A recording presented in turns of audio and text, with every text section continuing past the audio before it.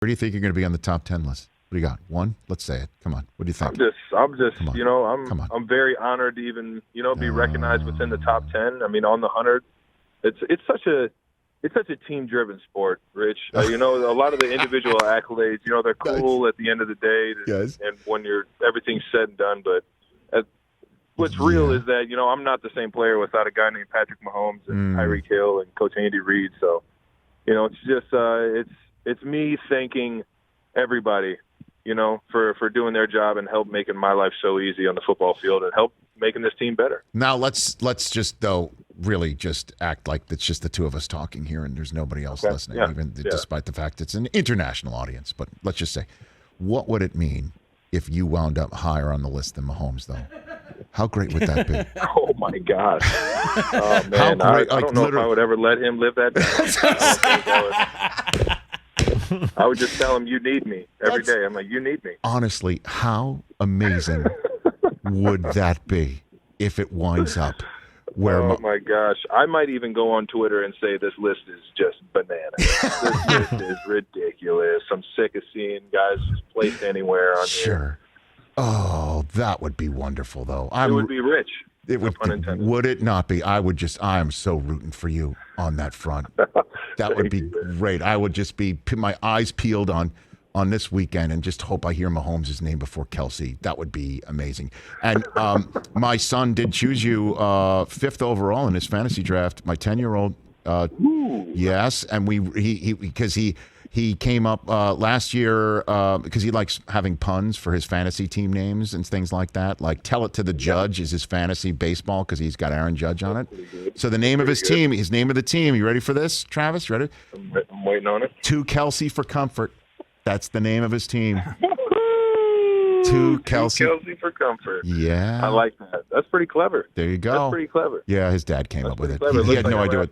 He had no idea. Work with that one. I came up with it. He really didn't know. He doesn't remember what Too Close for Comfort is or anything like that. But he loves it. He's fired up, man. So you're not just playing for the Chiefs. You're playing for Too Kelce for Comfort. I just want you to be aware of that. You get a good name, you're in it. It's just how fantasy football works. Here we go. If you got a bad name, you might as well just not even look every single week. Okay. I've got a couple of football questions for you, Travis Kelce. Here they come. Here's the first one.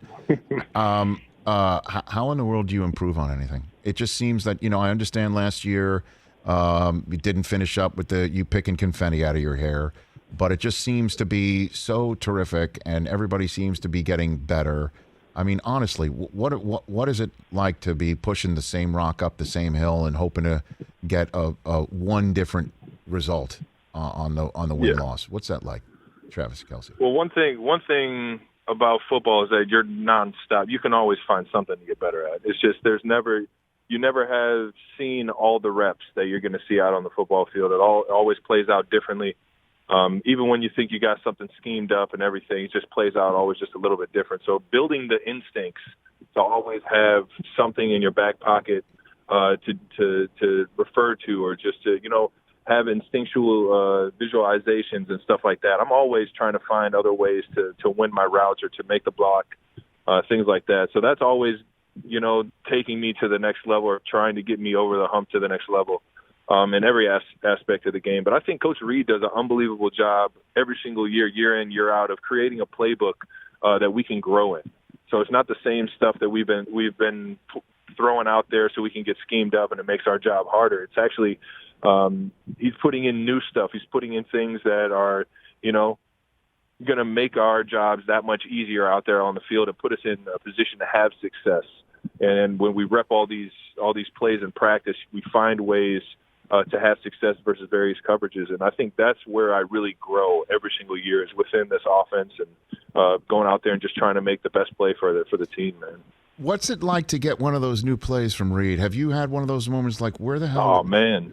Oh, and obviously, Eric Bieniemy, and it's a staff contribution. But when you get one of them, and have you had moments like, wow, I didn't think of that? Like, how do they think of that? Do you have that stuff, or no, not really? No, we got some wacky stuff in the playbook now. I mean, we got some gadget stuff that you wouldn't even think would be on a football field. But it's fun, man. I tell everybody all the time, man. Wednesdays might be my second favorite day of the week outside of Sundays or game day, because Wednesdays, that Wednesday install is that base game plan, the majority of the plays that you're going to get, and it's just exciting to hear Coach Reed, explain how we're going to attack this team, and with what parts and with what routes and what run plays and stuff like that. It's just it's exciting for me, and I feel like with Mahomes, it expanded even more. So 4 years ago, whenever Pat got here, everything started to expand, and even Alex's last year, it started to expand downfield with the players that we had, with Tyreek Hill and all the speed we had. It's just been a whole lot of fun, just hearing Coach Reed get excited about a play call, and then finally getting it called in the game and it going for 6. Man, it's just it's a time warp that I love being in. Hey, you watched all the way to the end. Thanks for that. Watch more right here.